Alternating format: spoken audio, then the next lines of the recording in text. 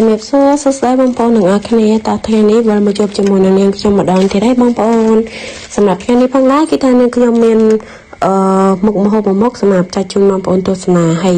មុខម្ហូបនេះផងដែរគឺថាបងនិយាយពីបាយវិញបងប្អូនគឺថាចោះមែនតែនហ្មងគឺក្តាមអប់ទឹកកាពិបងប្អូនគឺថាឆ្ងាញ់ណាស់សម្រាប់ក្តាមនេះផងដែរគឺថានាងខ្ញុំទិញយកមកផុសទុកឡើងមួយយប់ហើយបងប្អូនហើយ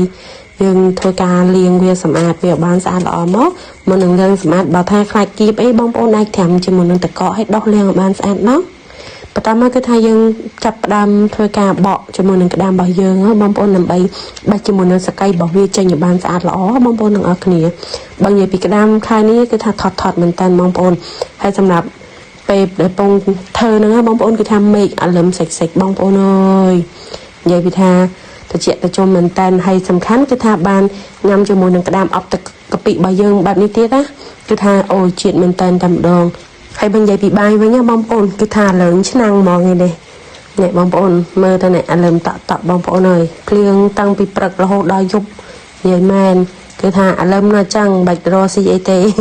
សម្រាប់ឆ្នូបរបស់វាគឺថាយើងកាត់ទៅបងប្អូនទាំងអស់គ្នាហើយស្អាតក្តាមរបស់យើងហ្នឹងយើងបកសកៃបកអីវាចេញឲ្យស្អាតទៅហើយគឺថាខ្លាញ់មែនតើបងប្អូនខ្លាញ់នឹងលឿងហ្មងណាហើយថ្ងៃនេះគឺថាទិញក្តាមក៏បានល្អទៀតបងប្អូនអើយគឺថាលក្ខណៈថាក្តាមយើងល្មមមកធ្វើញ៉ាំមកបងប្អូនគឺថាគ្រឿងផ្សំរបស់យើងក៏ងាយដែរបងប្អូន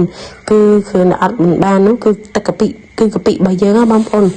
សម្រាប់ក្តាមរបស់យើងគឺថានាងខ្ញុំយកមកត្រាំជាមួយនឹងទឹកកកបងប្អូនទាំងអស់គ្នាគឺថាយើងដាក់ធ្វើបែបនេះកុំឲ្យក្តាមរបស់យើងមានធំក្លិនឆ្អាបបងប្អូនហើយយើងមកចាប់ផ្ដើមធ្វើជាមួយនឹងទឹកកាពិដល់ជាដំបូងគឺថានាងខ្ញុំដាក់ជាមួយនឹងស្ករត្នោតបងប្អូនគឺថាដាក់ចំនួន2ស្ពាយបាយមកយើងធ្វើការលីងវាឲ្យឡើងជើងខំល្អបងប្អូនទាំងអស់គ្នាគឺថាច្បល់វាហើយបើកភ្លើងហឹមបងប្អូនកុំបើកភ្លើងខ្លាំងពេកហើយណាមួយស្កររបស់នាងខ្ញុំគឺថាវាពណ៌យ៉ាងក្រហមមកបងប្អូនអញ្ចឹងគឺថាវាឆាប់ឡើងកម្ៅលឿនមើលតែស្កររបស់យើងក្រហមល្អហើយគឺថានាងខ្ញុំដាក់ជាមួយនឹងកាពិរបស់យើងចូលគឺថាដាក់ចំនួន1ស្ពាយបាយប៉ុន្តែដាក់ហាងកំប៉ុងតិចណាបងប្អូនហើយមើលទៅថាហាងភ្លើងយ៉ាងខ្លាំងអញ្ចឹងគឺថាដាក់ទឹកបន្តិចទៅដើម្បីសួរលំងាស់ហើយក្នុងនោះគឺថាយើងបន្ថែមជាមួយនឹងគ្រឿងដូចជាស្ករប៊ីចេងហើយនឹងទឹកត្រីបំនេះទេបងប្អូនអាចលៃលក់តាមរសជាតិដែលបងប្អូនចូលចិត្តទៅគឺថាយើងដាក់តាមចំណង់ចំណូលចិត្តរបស់បងប្អូនទៅដែលថាអូគាត់ចូលចិត្តលក្ខណៈថាគ្រឿងយ៉ាងដិតអីចឹងគឺថាបងប្អូនលៃលក់តាមនឹងទៅអត់ជាបញ្ហាសម្រាប់ខូចឆ្មាគឺថានាងខ្ញុំដាក់ហាងច្រើនផ្លែដែរបងប្អូនគឺថាឲ្យវាសុំរសជាតិមួយដែលថាហាងដិតទៅបងប្អូនទាំងអស់គ្នាគឺថានៅពេលដែលយើងញ៉ាំជាមួយនឹងបាយគឺថាឆ្ងាញ់មែនតើហើយសំខាន់គឺថាម្ទេសដាក់ឲ្យហឹលមកបងប្អូនគឺថាញ៉ាំបដាអីបដាហ្នឹងគឺថាជាតិណាស់បងប្អូនអើយបើសម្រាប់ខ្ទឹមម្ទេសវិញគឺថានាងខ្ញុំអត់យកទៅក្លុកទេបងប្អូនថ្ងៃនេះគឺថាបុកវាគឺថាបុកកុំឲ្យបើតាមចំណង់ចំណូលចិត្តខ្ញុំគឺថាខ្ញុំអត់សូវចូលចិត្តគ្រឿងដែលក្លុកទេវាអាចនឹងថារាងមាត់បន្តិចតែបើពេលបុកចេះគឺថាវាមានជាតិខ្ទឹមវាជាតិម្ទេសបងប្អូន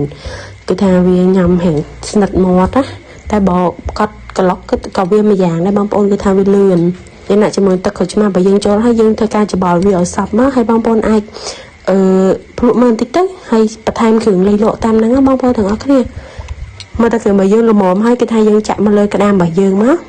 គឺថាអូយមើលតែខ្លាញ់ក្តាមឯងបងប្អូនអើយឡើងលឿងមែនតើហ្មងណាហើយដល់និយាយពីថារសជាតិវិញណាអួយហើយនឹងខ្ញុំក៏បានបន្ថែមជាមួយនឹងម្ទេសហើយចំនួនបើវល់ទៅប្រហែលជាអាចនឹង2ស្ពាយបាយបងប្អូនទាំងអស់គ្នាគឺថាដាក់ឲ្យវាហឹលមែនតើបានឆ្ងាញ់មុខនេះបើថាអត់សូវហឹលក៏អត់ឆ្ងាញ់ដែរបងប្អូនហើយយើងដាក់គ្រឿងដែលយើងហាន់ទុកមុនហ្នឹងបញ្ចូលមកហើយធ្វើការច្បល់វាឲ្យសព្វល្អបងប្អូនអាចទុកក្នុងទូទឹកកកក៏បានឬមួយក៏បងប្អូនទុកវាហាងចូលជាតិហើយចាំបងប្អូនដាក់ក្នុងទូទឹកកកក៏បានដែរគឺថាឆ្ងាញ់មែនតើបងប្អូនអាចសាកមកមុខនេះបានហើយនាងខ្ញុំក៏សូមពឹងបងប្អូនជួយចុច Subscribe ឲ្យនាងខ្ញុំម្នាក់មួយផងណាដើម្បីឲ្យ